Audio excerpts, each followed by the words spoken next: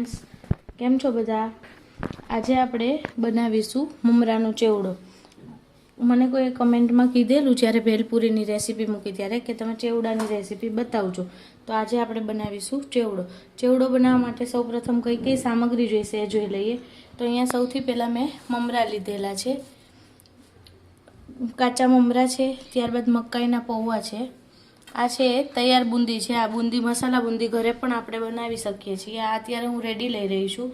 ત્યારબાદ કાચા સિંગદાણા લીધેલા છે, બટાકાની જે છલી કાતરી આપણે જે કહીએ છીએ એ બટાકાની વેફર્સ છે, અને ઘરે બનાવેલ આ સેવ છે. અને ત્યારબાદ બેઝિક મસાલા જોઈશે અને દળેલી સાકર જોઈશે. અહીંયા આપણે સાકરની જગ્યાએ ખાંડ પણ યુઝ કરી શકીએ છીએ. અત્યારે હું સાકર લઈ રહી છું.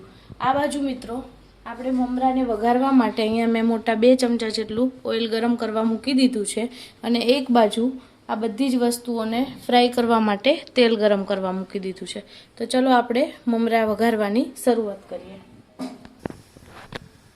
તો આપણું તેલ છે હવે સારી રીતે ગરમ થઈ ગયું છે. હવે ગેસની ફ્લેમ થોડી સ્લો કરી દઈશું, અને આ સ્ટેજ પર આપણે એમાં સૌપ્રથમ હળદર એડ કરીશું. હળદર આપણે અહીંયા થોડી વધારે એડ કરીશું જેથી આપણા ચેવડાનો કલર છે સારો આવે.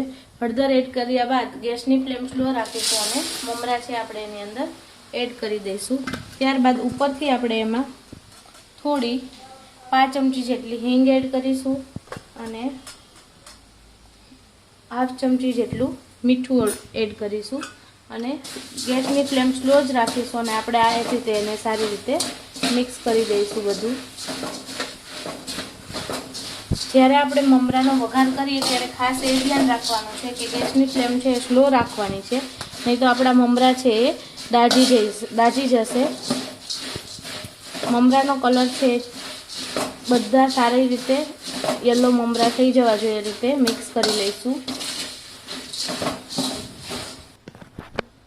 તો મિત્રો તમે જોઈ શકો છો આપણા મમરા છે આ રીતે સરસ બધા યલો થઈ ગયા છે, અને આપણે એને આ રીતે ચલાવવામાં થોડી સ્પીડ રાખીશું, અને ગેસની ફ્લેમ તો સ્ટાર્ટિંગથી લઈને લાસ્ટ સુધી સ્લો જ રાખવાની છે. આ રીતે એને થોડું 2 કે 3 મિનિટ પર સ્લો ગેસ પર આ રીતે ચલાવતા રહીશું, જેથી આપણા મમરા છે એકદમ આ રીતે ક્રિસ્પી બની જાય. તમે જોઈ શકો છો. અને તો હવે તૈયાર છે આપણા મમરા, અને આ બાજુ આપણું તેલ છે એ પણ સરસ રીતે ગરમ થઈ ગયું છે. તો હવે આપણે ચેવડો બનાવવા માટે જે વસ્તુઓ ફ્રાય કરવાની છે 1 બાય 1 બધી જ વસ્તુઓ આપણે એમાં ફ્રાય કરી અને પછી બધું મિક્સ કરીશું. હવે મિત્રો આપણું તેલ છે એ સારી રીતે ગરમ થઈ ગયું છે. તો સૌ પ્રથમ આપણે જે સિંગદાણા આપણે લીધા હતા એ સિંગદાણા આપણે એમાં ફ્રાય કરવા માટે મૂકી દઈશું.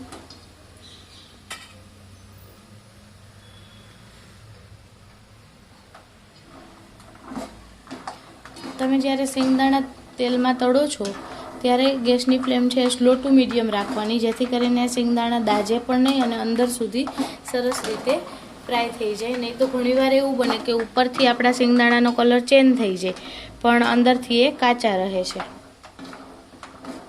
સિંગદાણા છે હવે આપણા સિંગદાણા છે એ સરસ રીતે ફ્રાય થઈ ગયા છે. તો આપણે એને આ રીતે બહાર કાઢી લઈશું એક પ્લેટમાં.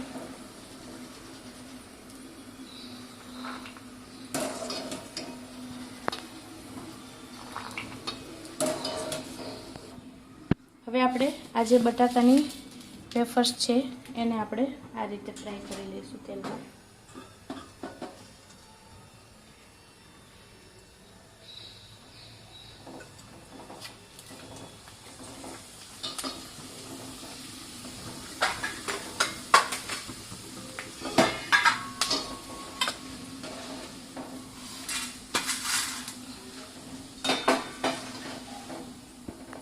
આ રીતે વેફર્સ ફ્રાય થઈ જાય એટલે આપણે એને કાઢી લઈશું. વેફર્સ તળતી વખતે પણ ગેસની ફ્લેમ છે સ્લો જ રાખીશું, નહીં તો આપણી વેફર્સ લાલ થઈ જશે. આ રીતે હું બીજી વેફર્સ તળી લઉં છું. તો મિત્રો તમે જોઈ શકો છો આપણે આ રીતે બટાકાની જે બધી છલી હતી એ તળીને તૈયાર કરી લીધી છે. હવે આપણે આ જે મકાઈના પૌવા છે એને તળી લઈશું. હવે આપણે મકાઈના પૌવા છે એ આ રીતે થોડા થોડા એડ કરીશું, એટલે વ્યવસ્થિત છે એ આપણે અંદર તળી શકીએ. પૌવાને તળાતા બહુ વાર નહીં લાગતી, એટલે જેવા એ આ રીતે ખીલે એવા તરત જ આપણે એને બહાર કાઢી લઈશું, નહીં તો એ દાજી જશે.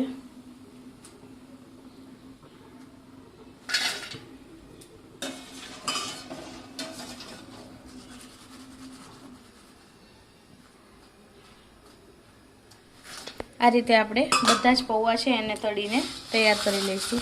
મિત્રો હવે આપણા જે મકાઈના પૌવા હતા એ આ સરસ રીતે તળાઈને તૈયાર થઈ ગયા છે. હવે આપણે આ બધી જ વસ્તુ તૈયાર છે. હવે આપણે ચેવડાનું મિક્સર છે એ મસાલા સાથે રેડી કરીશું. તો સૌ પ્રથમ આપણે જે મમરા વઘારીને રેડી કર્યા હતા એની અંદર આપણે આ મસાલા બુંદી છે એ એડ કરીશું. ત્યારબાદ આપણે એની અંદર જે બટાકાની છીણ આપણે તળીને તૈયાર કરી હતી એ આપણે એડ કરી દઈશું. ત્યારબાદ આપણે જે સિંગદાણા ફ્રાય કરીને રેડી કર્યા હતા એ આપણે એની અંદર એડ કરી દઈશું. ત્યારબાદ આપણે જે મકાઈના પૌવા લાસ્ટમાં આપણે જે તળ્યા એ આ રીતે આપણે એડ કરી દઈશું એની અંદર. આપણે જે ઘરની બનાવેલી સેવ હતી એને આ રીતે થોડી હાથ વડે જ ભાંગી નાખીશું અને આ રીતે હાથથી થોડીક તોડી અને પછી એ સેવ એડ કરી દઈશું. આપણે આની અંદર બધું તમારે આની અંદર વટાણા પછી ચણાની દાળ એ બધું ફ્રાય કરીને નાખવું હોય તો એ પણ તમે એડ કરી શકો છો, પણ અમારા ઘરમાં અમે આટલું જ એડ કરીએ છીએ. આની અંદર તમે ભૂંગળા જે નાના આવે છે ફ્રેમ્સ પણ તમે તળીને એડ કરી શકો છો. હવે આપણે એની અંદર બધા બેઝિક મસાલા કરીશું. આપણે જ્યારે મમરાને વઘાર આપ્યો, મમરા વઘારીએ ત્યારે આપણે એની અંદર મીઠું એડ કર્યું હતું, એટલે મમરાના ભાગનું મીઠું એડ નહીં કરવાનું, ઉપરથી થોડું જ આપણે મીઠું એડ કરીશું. બાકી બધી વસ્તુમાં આપણે મીઠું એડ કરેલું છે, એટલે અત્યારે આપણે નાની હાફ ચમચી જેટલું મીઠું એડ કરીશું. ત્યારબાદ થોડું આપણે લાલ મરચું જે પ્રમાણે આપણે તીખું જોઈતું એ પ્રમાણે, અમારા ઘરમાં તીખું ઓછું ખાય છે એના લીધે હું અત્યારે એક નાની ચમચી મરચું એડ કરું છું. અને દળેલી જે સાકર છે એ અહીંયા મેં મોટી 2 ટેબલ સ્પૂન લીધી છે, તો આપણે એ એડ કરી દઈશું.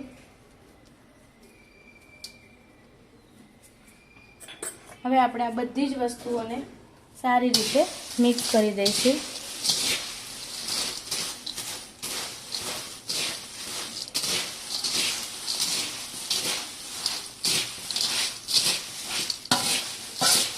ચેવડો છે તમે જ્યારે બહાર ટ્રાવેલિંગમાં કે રીતે ગયા હોય ત્યારે 2 મહિના સુધી પણ ખરાબ નહીં થતો, તો તમે એને ટ્રાવેલિંગમાં પણ જોડે લઈ જઈ શકો છો.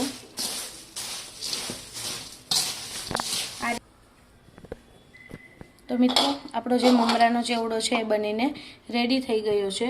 આપણે ઘરે ખૂબ જ સસ્તા ભાવમાં અને સારી રીતે ચોકસાઈથી આપણે આ વસ્તુ રેડી કરી શકીએ છીએ. આપણે આ ચેવડો છે કોઈ પણ ચાટ બનાવવામાં, ભેલપુરી બનાવવામાં, ભેલ બનાવવામાં બધી જગ્યાએ ઉપયોગમાં લઈ શકીએ છીએ. અને એઝ અ ટ્રાવેલિંગમાં પણ તમે આને 2 મહિના સુધી સારો રાખી શકો છો. તો હવે આપણે આ ચેવડાને સર્વ કરી લઈએ.